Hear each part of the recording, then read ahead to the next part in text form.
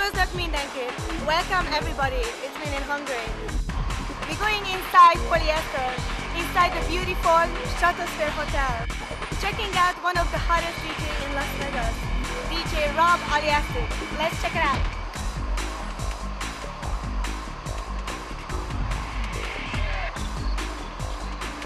Hey, what you thinking out there? Hey, I think that was hot, man. She's hot.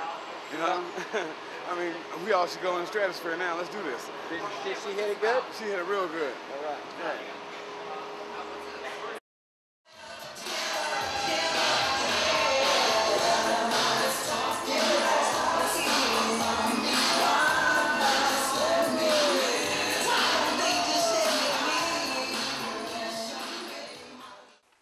Welcome to In Vegas, the talk show. I'm here with DJ Robert Olesyk.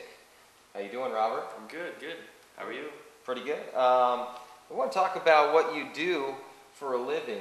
First of all, you're a DJ. You work at the Stratosphere Hotel? Yeah, it's Polyesters. It's one of the places that I work at. Okay. Hey, what does a DJ do? A DJ, what does a DJ do?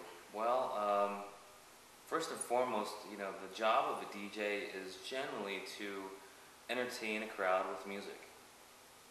Pretty simply put, that's, you know, there's a lot of different variations on that theme, but, you know, basically that's what it's all about, entertaining people. You know, of course there's DJing that's a job. There's also DJing for, as an artist.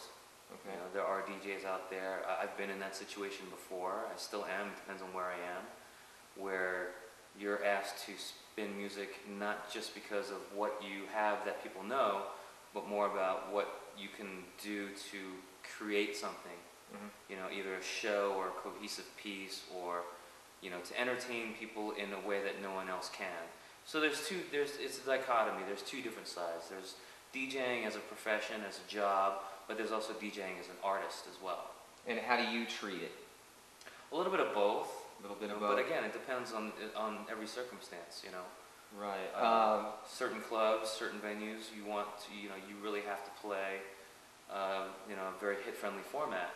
But there's other places and other nights where you can get away with different stuff. For instance, I do Polyesters. You know, that's basically a pretty straightforward format because that's the nature of the venue and the club. It's a hit-driven location. They've got 4 rooms: a 70s room, an 80s room, a 90s room, and a 2000s room. So our clientele, you're pretty much playing, you know, kind of what they know and what they want to hear, and it's more of a party. Music? Well, anything from 70s and up, depending upon the room. Now, do you change the music around according to how the feel of the people in the audience are grooving or vibing? Absolutely, no. I mean, it's you know, because there's so many. This is such a tourist destination. You have to be flexible. You have to be able to kind of shift gears, so to speak, on the fly.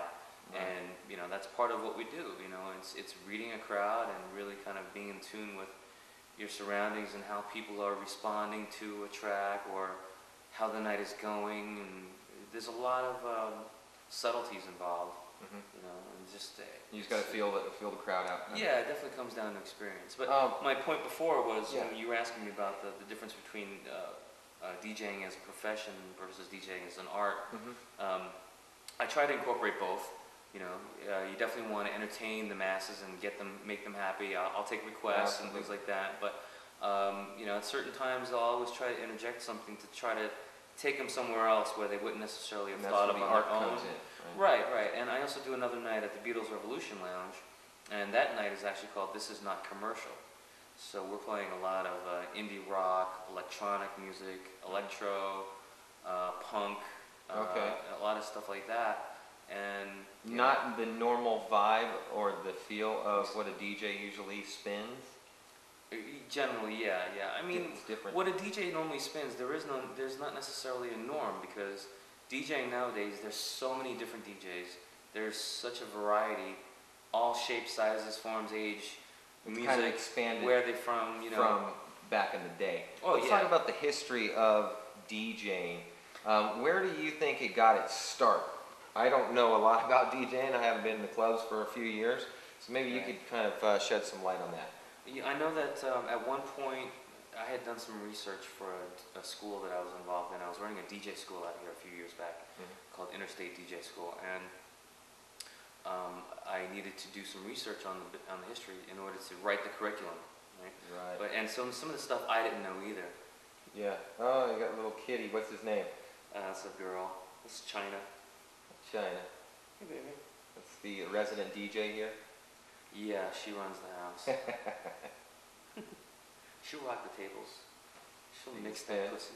Alright. Come on. But yeah, the history of it, as far as I know from the research that I had done, one of the earliest roots of actual DJing came in Jamaica when they were throwing a lot of parties.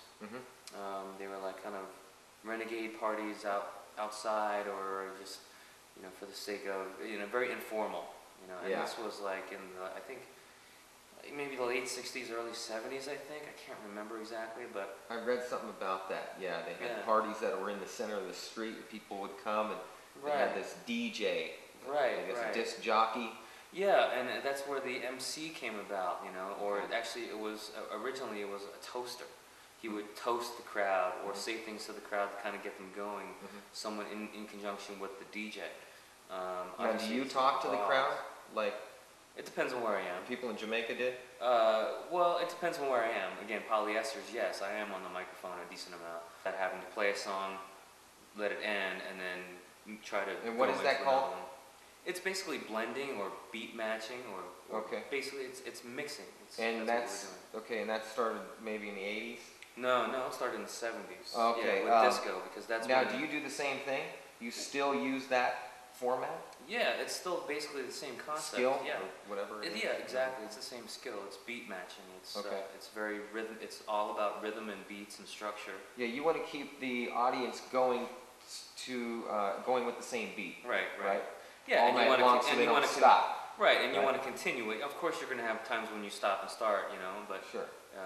But again, most of the things that we're talking about, you know, you have to realize there's different approaches to DJing. There's no right or wrong way of doing it, so to speak. Okay. You know, and some people ask me, you know, what's you know, like let's say if I meet someone new at the grocery store or something. Okay. You know, let's say you're a DJ, and it's like, oh, what station? No, that's not it.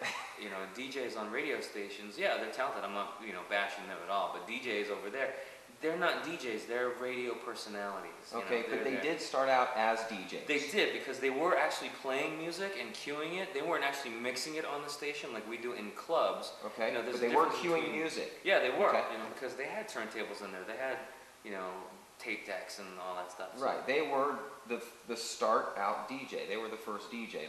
But besides the Jamaica parties and then New York, and Chicago, and the clubs and stuff, they were the start out DJ, disc jockey. Yeah, that's kind of where it got known as. That's where it got its name. Yeah, I would say. Yeah, okay. The first hip hop song I remember in the '80s was "Rapper's Delight." Yeah. By the Sugar Hill Gang. Right.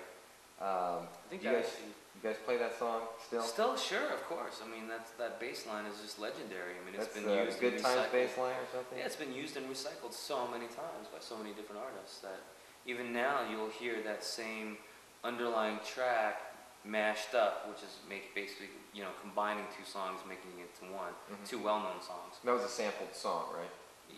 Yeah, essentially. Okay. And combining it, you know, with something else.